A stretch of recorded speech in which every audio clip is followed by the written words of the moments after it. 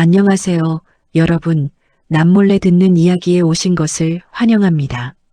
저는 여러분의 이야기 친구 정미숙입니다. 오늘 이야기는 절대 열지 말라는 방에 대한 이야기입니다. 그날 전화 한 통이 걸려왔습니다. 평범한 오후였습니다. 점심을 막 먹고 자리에 앉아있던 참이었는데 모르는 번호였습니다. 받을까 말까 잠깐 망설이다가 받았습니다. 혹시 박민준 씨 되십니까? 네, 그런데요. 저는 법무법인 대호에 근무하는 박 변호사입니다. 다름이 아니라 부친께서 오늘 새벽에 돌아가셨습니다. 나는 한동안 말을 잇지 못했습니다. 아버지, 10년 넘게 연락도 없던 사람이었습니다. 내가 15살이던 해에 집을 나갔고 그 뒤로 한 번도 연락이 없었습니다. 엄마는 그 이후로도 몇 년을 버티다가 결국 혼자 나를 키우셨습니다. 아버지가 어디서 어떻게 사는지 살아는 있는지조차 몰랐습니다. 솔직히 말하면 이미 어딘가에서 죽었을 수도 있다고 생각한 적도 있었습니다. 그러니 지금 이 전화가 낯설면서도 이상하게 낯설지 않기도 했습니다. 언제 장례식인가요? 그게 내가 할 수 있는 유일한 말이었습니다. 장례식은 조용하게 치러졌습니다. 이상할 정도로 조문객이 없었습니다. 장례식장의 빈 의자들이 유독 눈에 들어왔습니다. 화환도 몇 개 없었고 찾아오는 사람도 드물었습니다. 오는 사람마다 얼굴을 모르는 분들이었습니다. 누군지 물어볼 엄두도 나지 않았습니다. 나는 상주 자리에 앉아서 그 낯선 공간을 지켰습니다. 슬픔이 없다고 하면 거짓말이겠지만 무엇에 대한 슬픔인지 알 수가 없었습니다. 아버지를 잃은 슬픔인지 아버지를 알지 못한 것에 대한 슬픔인지. 장례가 끝난 뒤 변호사가 나를 불렀습니다. 사무실은 조용했습니다. 변호사는 서류들을 가지런히 정리해서 책상 위에 올려놓고 나를 기다리고 있었습니다. 나이가 50 중반쯤 되어 보이는 안경을 쓴 차분한 사람이었습니다. 앉으시겠습니까? 나는 자리에 앉았습니다. 변호사는 서류 한 장을 내 앞으로 밀었습니다. 유산이 있습니다. 나는 순간 멍해졌습니다. 유산이요? 네. 부동산과 예금을 합산해서 약 20억 원 정도 됩니다. 숨이 막히는 기분이었습니다. 아무 연락도 없이 사라진 아버지가 20억을 남겼다는 말이었습니다. 하지만 변호사는 이어서 말했습니다. 단 조건이 하나 있습니다. 나는 무심코 물었습니다. 조건이요? 변호사는 잠시 망설이다가 입을 열었습니다. 부동산, 즉 그 집을 상속받으셔야 합니다. 예금은 집을 상속받는 것과 세트로 묶여 있습니다.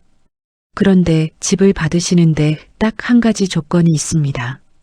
그가 잠시 멈췄습니다. 지하에 있는 방은 절대 열지 마십시오. 순간 기분이 싸해졌습니다. 왜죠? 그건 유언입니다. 이유는 기재되어 있지 않습니다. 이유 없이요? 네. 나는 잠시 그를 바라봤습니다. 그 방을 열면 어떻게 되나요? 변호사는 서류를 가리키며 말했습니다. 방을 여는 순간 유산 상속 자격이 박탈됩니다. 전 재산은 지정된 기부단체로 귀속됩니다. 나는 한동안 아무 말도 하지 않았습니다. 변호사와 나눈 대화가 자꾸 떠올랐습니다. 사무실에서 나오면서 물었습니다. 이런 유언을 남기시는 분이 많은가요? 변호사는 잠깐 생각하다가 말했습니다. 드물지는 않습니다. 재산을 두고 가는 분들 중에 이런 방식을 택하시는 분이 계십니다. 왜요? 그는 잠시 말을 골랐습니다. 직접 여쭤보진 못했지만 제가 보기엔 두 가지 이유인 것 같습니다. 하나는 정말로 그 방을 열지 않기를 바라는 경우, 그리고 또 하나는 처음부터 열 걸 알고 있었던 경우입니다. 나는 그 말의 의미를 한동안 생각했습니다. 열 걸 알면서 이런 유언을 남긴다는 게 무슨 의미인가요? 변호사는 그냥 웃었습니다. 글쎄요. 저도 잘 모르겠습니다. 사람마다 다르겠지요. 그 대화가 계속 머릿속에 맴돌았습니다. 아버지는 어느 쪽이었을까요? 내가 열지 않기를 진심으로 바라셨을까요? 아니면 처음부터 나는 열 것이라고 알고 계셨을까요? 며칠 뒤 나는 그 집으로 들어갔습니다. 지방의 한적한 주택가였습니다. 낡은 단독주택이었는데 외벽에는 군데군데 이끼가 끼어 있었고 마당은 잡초가 자라 있었습니다. 사람이 오랫동안 살지 않았다는 것이 느껴졌습니다.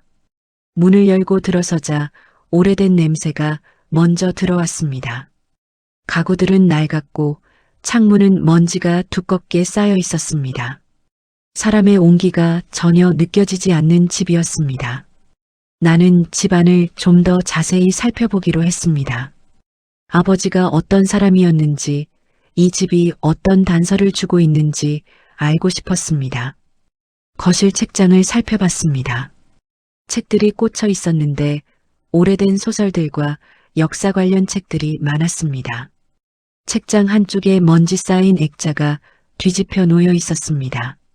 나는 액자를 들어 뒤집었습니다. 젊은 남자의 사진이었습니다. 20대 중반쯤 되어 보이는 낯선 얼굴이었습니다. 하지만 분명히 낯이 있기도 했습니다. 눈매가 나와 비슷했습니다. 아버지의 젊은 시절 사진인 것 같았습니다. 나는 사진을 한동안 바라봤습니다. 이 사람이 아버지구나. 15 이전의 흐릿한 기억 속 얼굴과 맞춰보려 했지만 잘 되지 않았습니다. 다시 뒤집어 책장에 올려놓았습니다. 침실에는 작은 서랍장이 하나 있었습니다. 서랍을 열어보니 약병들이 있었습니다. 혈압약, 심장 관련 약들이었습니다. 상당히 여러 종류였습니다. 혼자 이 집에서 조용히 아프면서 사셨구나. 나는 약병들을 다시 서랍 안에 넣고 닫았습니다. 주방 창문 밖으로 작은 텃밭 흔적이 있었습니다. 이미 다 죽어버린 식물들이었지만 누군가 꾸준히 가꿨던 흔적이 보였습니다. 아버지가 혼자 여기서 이런 것들을 하며 사셨구나. 인생 후반을 혼자 조용하게. 그런 집이었습니다. 화려하지 않고 누군가를 기다리는 것 같지도 않고 그냥 혼자 시간을 보내다 간 사람의 집이었습니다. 나는 천천히 집안을 둘러봤습니다. 거실, 주방, 침실. 아버지가 어떻게 살았는지 가늠이 되지 않았습니다. 개인적인 물건들은 거의 없었습니다. 사진 한 장도 없었습니다. 그리고 부엌 한쪽 문이 하나 있었습니다. 지하로 내려가는 계단이 있는 문이었습니다. 그 방을 처음 보던 날 나는 이상하게 오래 서 있었습니다. 지하로 내려오면서부터 공기가 달랐습니다. 위층보다 습하고 차가웠습니다. 복도는 짧았는데 그 끝에 철제 문이 유독 크게 느껴졌습니다. 실제로 크지 않았는데 뭔가 무게감이 있었습니다. 자물쇠가 단단히 채워져 있었습니다. 나는 손을 뻗어 자물쇠를 한번 잡아봤습니다. 차가웠습니다. 그리고 놓았습니다. 아직은 아니었습니다. 아니, 열지 않기로 했었습니다. 올라오면서 생각했습니다. 그냥 저 방이 존재하지 않는다고 생각하면 되는 거야. 이 집에 지하는 없어. 나는 그렇게 스스로에게 말했습니다. 그런데 그게 잘 되지 않았습니다. 지하가 없다고 생각하는 게 오히려 지하를 더 생각하게 만들었습니다. 코끼리를 생각하지 말라고 하면 코끼리만 생각나는 것처럼 그 문이 거기 있다는 것을 알고 있는 한 그 문을 잊을 수가 없었습니다. 계단 아래는 어두웠습니다. 손으로 더듬어 스위치를 켜자 흐릿한 형광등이 들어왔습니다. 계단을 내려가니 복도가 있었고 그 끝에 문이 하나 있었습니다. 오래된 철제 문이었습니다. 튼튼한 자물쇠가 채워져 있었습니다. 나는 한동안 그 문 앞에 서 있었습니다. 열지 않았습니다. 열 마음이 없었습니다. 적어도 그때까지는요. 처음에는 아무렇지 않았습니다. 그냥 집을 정리하고 청소하고 하루하루 지냈습니다. 낮에는 괜찮았습니다. 집이 낡고 조용했지만 그냥 오래된 집이려니 했습니다. 그런데 밤이 되자 이상한 소리가 들리기 시작했습니다. 처음 들은 것은 첫째 날 밤이었습니다. 잠이 들려던 참이었는데 어딘가에서 소리가 들렸습니다. 쿵. 나는 눈을 떴습니다. 한 번이었습니다. 다시 조용해졌습니다. 나는 착각이라고 생각하고 다시 눈을 감았습니다. 쿵. 두 번째였습니다. 나는 천장을 바라봤습니다. 다시 조용해졌습니다. 집이 오래돼서 나는 소리겠지. 나무가 수축하거나 팽창하면 그런 소리가 난다고 들은 적 있습니다. 나는 이불을 끌어당기고 다시 눈을 감았습니다. 하지만 잠이 오지 않았습니다. 소리는 지하 방향에서 들리는 것 같았습니다. 마치 누군가 안에서 벽을 두드리는 것처럼. 다음 날 나는 낮에 집안을 다시 살펴봤습니다. 이상한 것은 없었습니다. 그냥 낡은 집이었습니다. 파이프 소리일 수도 있겠다 싶었습니다. 오래된 집은 겨울이 되면 파이프에서 이상한 소리가 나기도 하니까요. 하지만 그날 밤에도 소리가 들렸습니다. 쿵, 쿵, 쿵. 이번에는 3번이었습니다. 리듬이 있었습니다.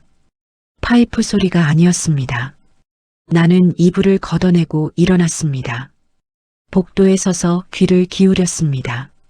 조용했습니다. 나는 부엌까지 걸어갔습니다. 지하로 내려가는 문 앞에 섰습니다. 귀를 문에 대고 들어봤습니다. 아무 소리도 나지 않았습니다.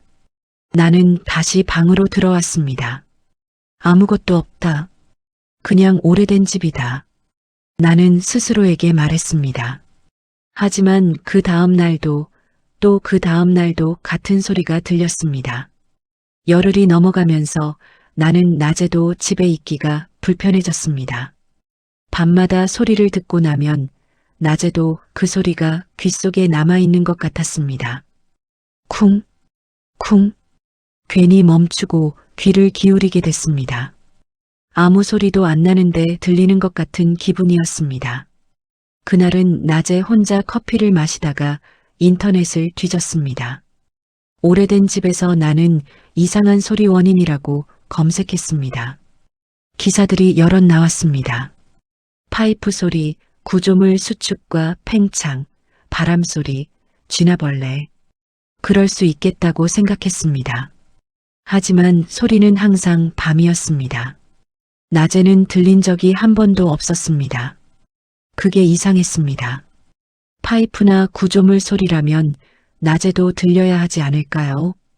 왜 항상 내가 잠들려고 할 때, 왜 항상 그 시간이었을까요? 한 번은 낮에 지하까지 내려가 봤습니다. 문 앞에 서서 아무 소리도 없는 것을 확인했습니다. 벽을 두드려 봤습니다. 시멘트 벽이었습니다.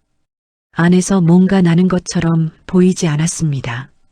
낮에 보니 그냥 낡은 철제 문이었습니다. 그냥 잠긴 방이었습니다. 그런데 왜 밤에는 달라지는 걸까? 열쇠를 자물쇠에 꽂기 직전 나는 딱 한 번 멈췄습니다. 진짜로 이게 맞는 건지 다시 생각해 봤습니다. 20억. 그 돈으로 할 수 있는 것들이 잠깐 머릿속을 스쳤습니다. 빚을 갚고 엄마에게 뭔가 해드리고 더 좋은 집에서 살고 그리고 반대편에는 지금 이 문이 있었습니다. 저 안에 무엇이 있을까? 나는 속으로 다짐했습니다. 열어서 확인만 하고 아무것도 손대지 않을 거야. 확인만 하면 유산이 무효가 되는 건 아니겠지. 하지만 이미 알고 있었습니다. 그건 합리화라는 걸. 유언은 명확했습니다. 방을 열지 말라는 것이었습니다. 방을 여는 순간이었습니다. 확인만 하더라도 나는 이미 방을 연 것이었습니다. 그것을 알면서도 열쇠를 돌렸습니다. 그게 바로 인간이라는 것이겠지요. 나는 다시 올라왔습니다. 그날 저녁을 먹고 씻고 불을 끄고 누웠습니다. 눈을 감고 기다렸습니다. 쿵! 역시나 들렸습니다. 이번에는 나는 가만히 누운 채로 생각했습니다. 이게 정말 소리가 나는 건지, 내가 만들어내는 건지, 그 문을 생각하면 할수록 더 들리는 것 같기도 했습니다. 인간의 뇌가 기대하는 소리를 만들어낸다는 이야기를 어디서 읽은 것 같았습니다. 어쩌면 나는 그 소리를 기다리고 있었던 건지도 모릅니다. 하지만 그게 무슨 의미가 있겠습니까? 진짜 소리든 내가 만든 소리든 결과는 같았습니다. 나는 그 문을 생각하고 있었고 그 문 안에 무엇이 있는지 알고 싶었습니다. 쿵, 쿵. 항상 밤이었습니다. 항상 지하 방향이었습니다. 항상 잠이 들려고 할 때였습니다. 나는 점점 이상해지기 시작했습니다. 잠을 제대로 못 자니 낮에도 멍했습니다. 일을 하다가도 멈추고 그 소리를 생각했습니다. 저 안에 뭐가 있는 거지? 아버지는 왜 그 방을 열지 말라고 한 거지? 무엇을 숨겨두고 간 거지? 처음엔 별것 아니라고 여겼던 그 문이 점점 집안의 중심이 됐습니다. 변호사 사무실 문을 나서는 순간부터 나는 이미 그 방 생각을 하고 있었던 건지도 모릅니다. 인간은 이상한 존재입니다. 열지 마세요라는 말을 들은 순간부터 머릿속에서 그 방이 커지기 시작했습니다. 열지 말라는 이유가 뭘까? 저 안에 무엇이 있을까? 나쁜 것일까? 아니면 아버지가 숨겨둔 무언가일까? 아버지가 왜 그런 유언을 남긴 걸까?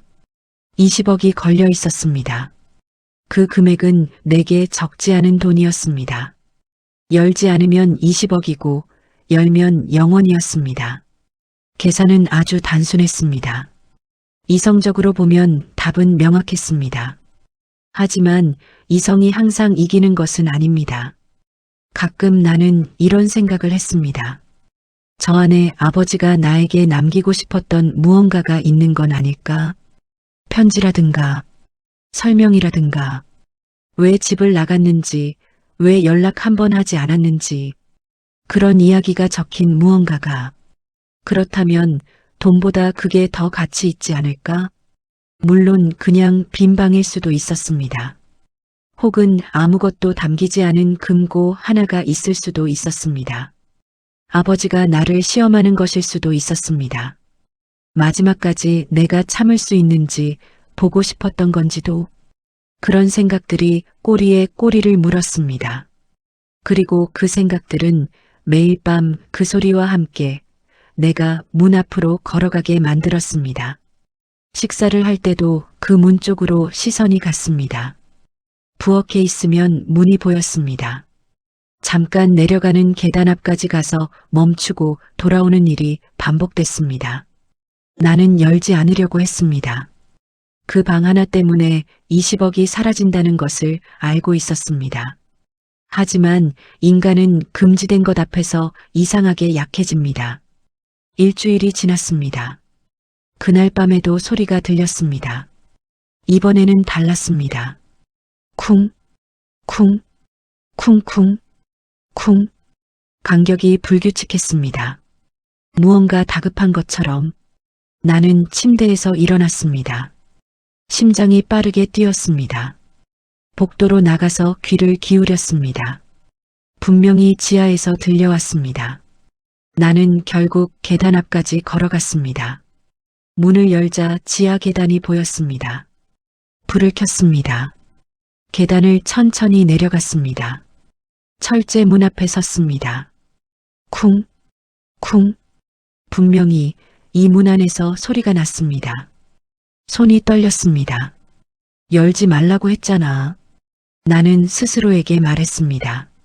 하지만 내 발은 이미 거기 있었고 내 손은 이미 문을 향하고 있었습니다. 나는 열쇠를 구해야 했습니다. 변호사 사무실에서 집 열쇠들을 전달받을 때 꾸러미 안에 모르는 열쇠가 하나 있었습니다. 작은 열쇠였는데 어디에 쓰는 건지 몰라 서랍에 넣어뒀었습니다. 나는 다시 방으로 올라가서 서랍을 뒤졌습니다. 열쇠가 있었습니다.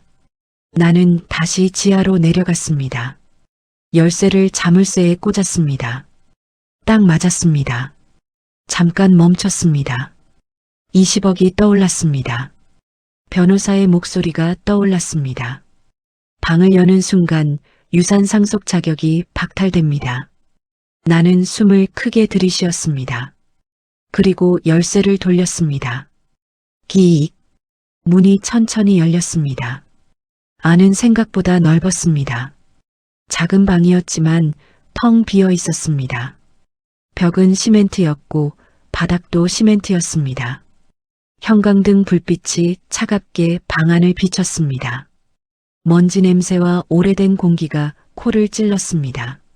아무것도 없었습니다.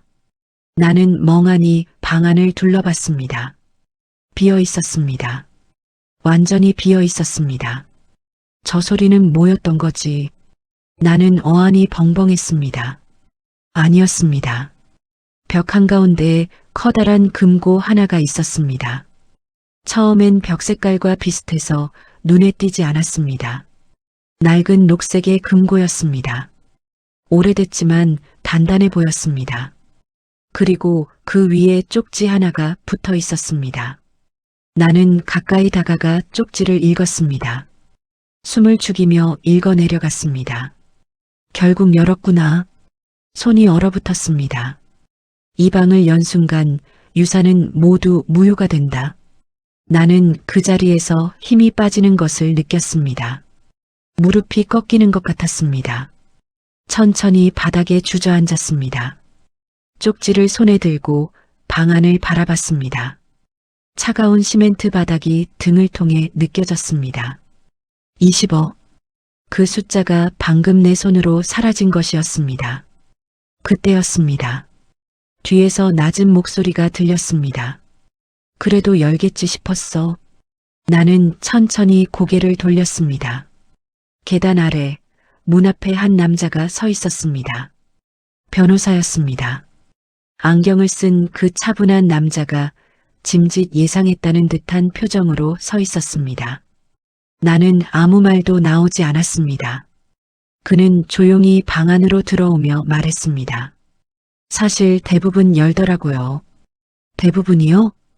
이런 유언을 남기신 분이 처음이 아니거든요.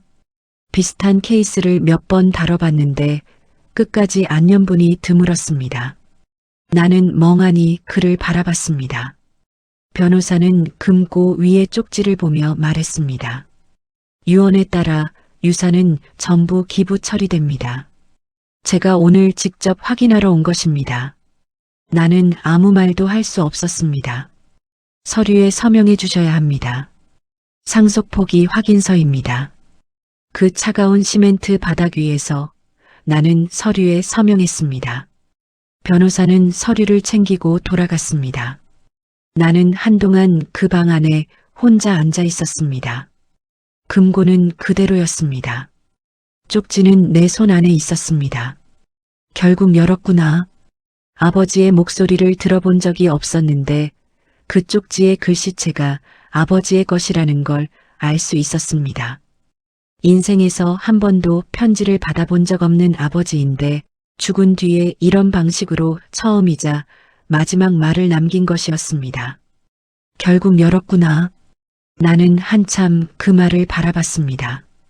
아버지는 알고 있었던 겁니다. 내가 열 것을.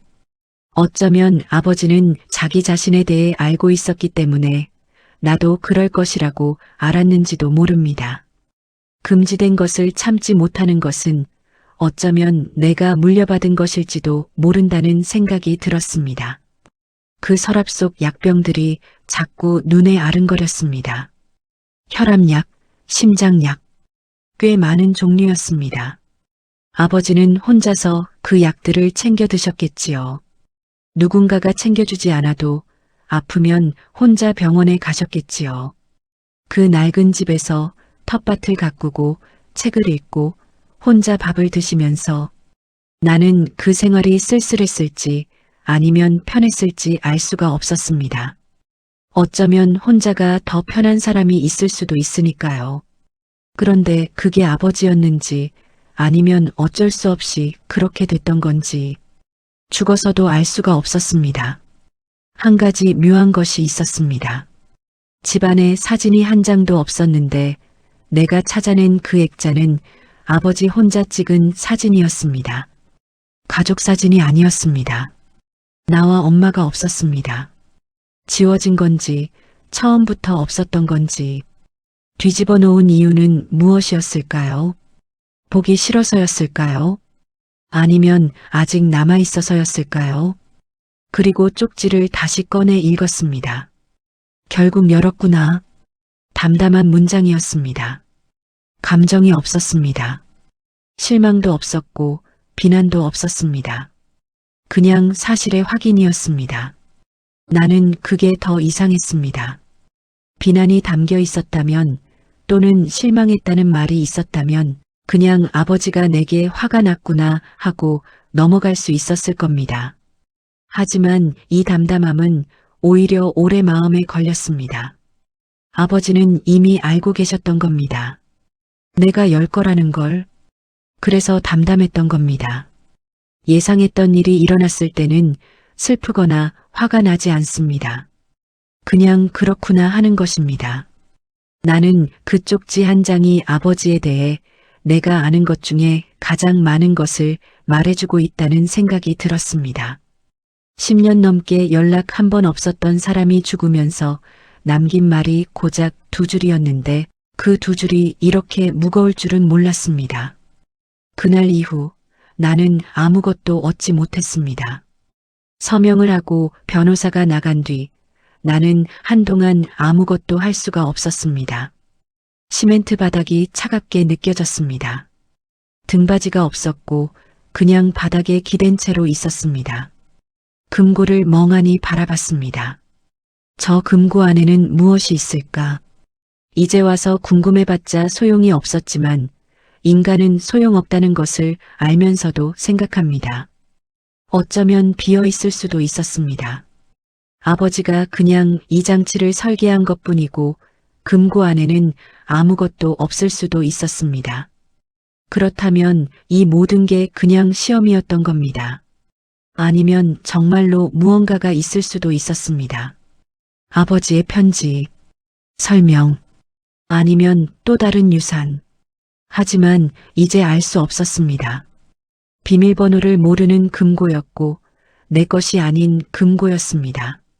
나는 그냥 일어나야 했습니다. 변호사가 떠나고 나는 한참을 그 지하 방 안에 앉아 있었습니다. 시멘트 바닥은 차가웠습니다.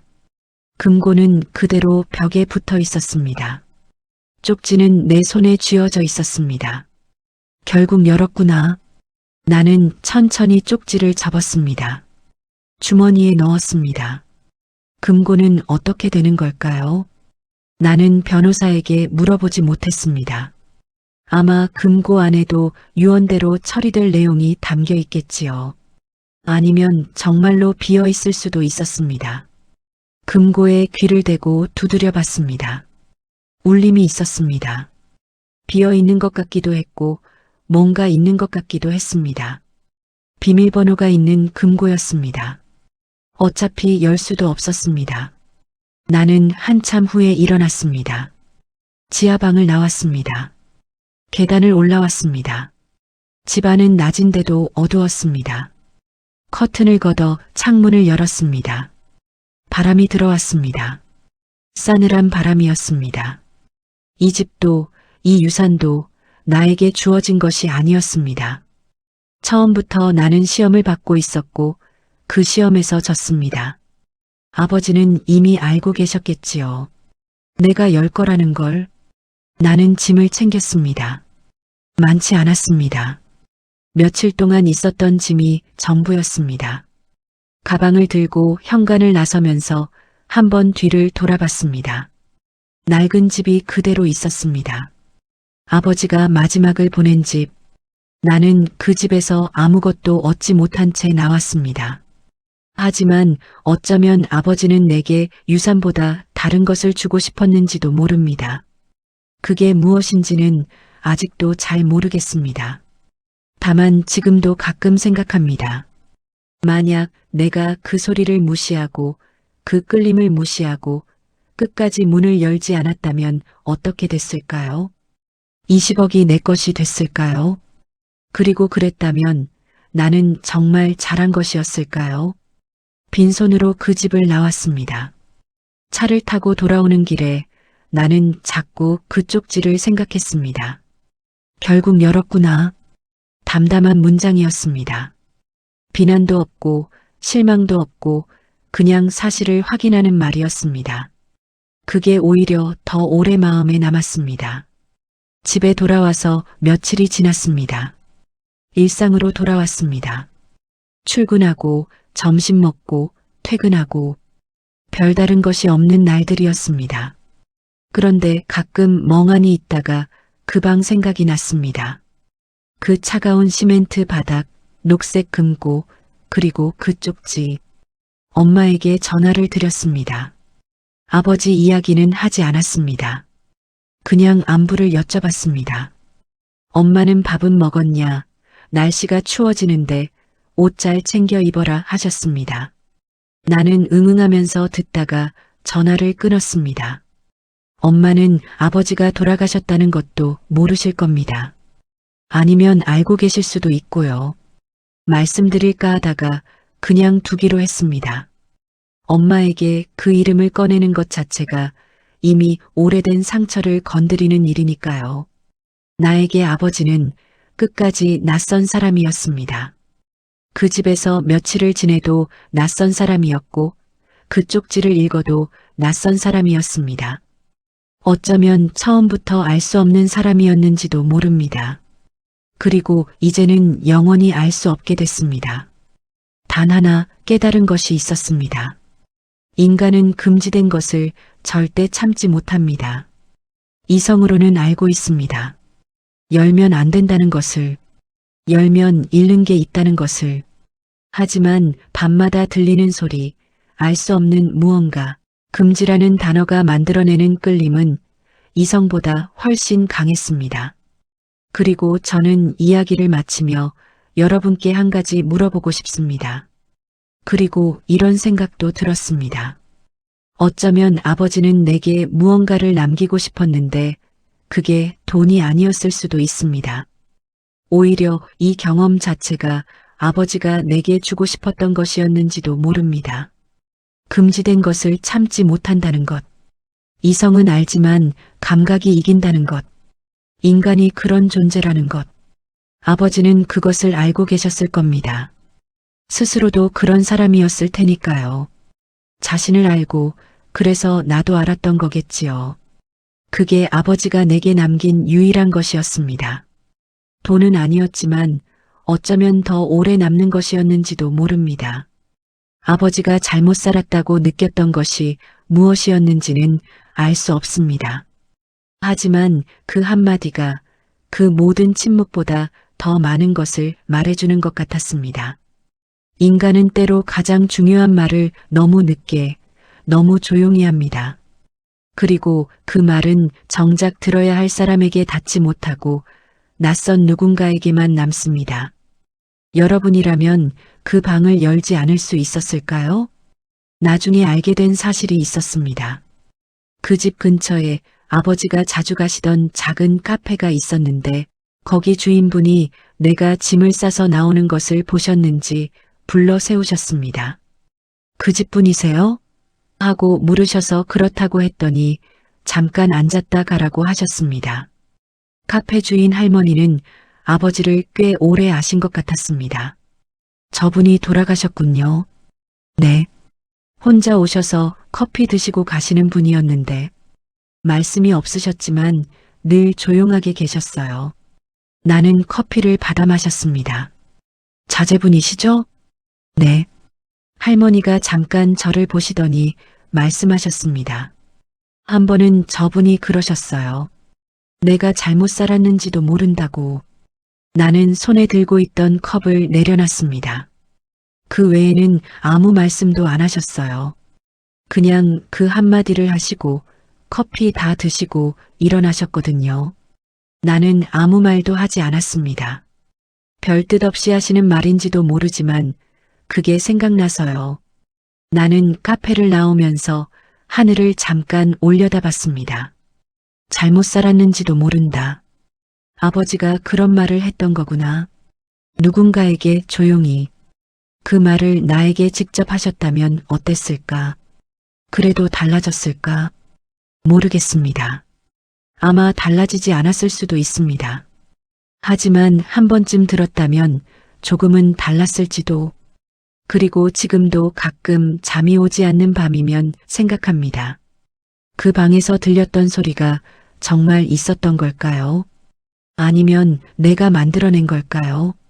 어쩌면 그 소리는 처음부터 없었는지도 모릅니다. 그냥 내가 듣고 싶었던 것이었는지도, 열고 싶다는 마음이 만들어낸 환청이었는지도. 하지만 그것도 이제 확인할 방법이 없습니다. 오늘 이야기는 여기까지입니다. 감사합니다.